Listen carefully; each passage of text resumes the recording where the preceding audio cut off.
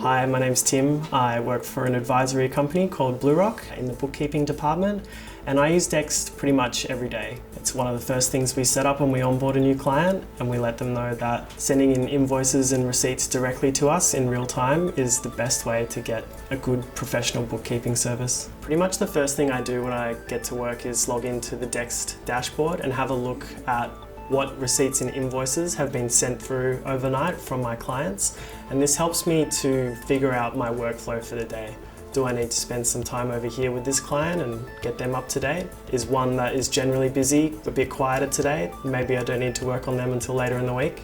And by logging into the dashboard, I can immediately see which one I need to attend to urgently. I really like using the Supplier rules feature and the bank match feature. The Supplier rules feature is fabulous because what it does is take the information that Dext is scanning anyway and allows you to set up custom rules for a particular supplier. One example I can think of is perhaps Dext is going to scan an invoice for a due date, might be 14 days after the due date, and if I have payable terms, doesn't matter what the due date is, I always want to pay it after 30 days, I can set a supplier rule to do that. Generally, when I log into Dext, I'm first looking for what invoices or receipts in that client file have a bank match already, and I'll go and attend to those first. And that's because if everything in there is a true representation of the accounts payable, or if there's some receipts that manage to slip through and shouldn't actually be there because perhaps they were paid by some other means. I think the bank match feature gives me the confidence that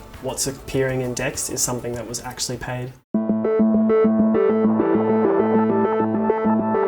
When I'm in the client view on Dext, I can see which invoices or receipts automatically have a bank match. This one, for example, I can see is a receipt received, and Dext is telling me that that transaction actually appeared on a credit card in my accounting software, which has been fed in automatically from the bank. This gives me the confidence to push it through into the accounting software.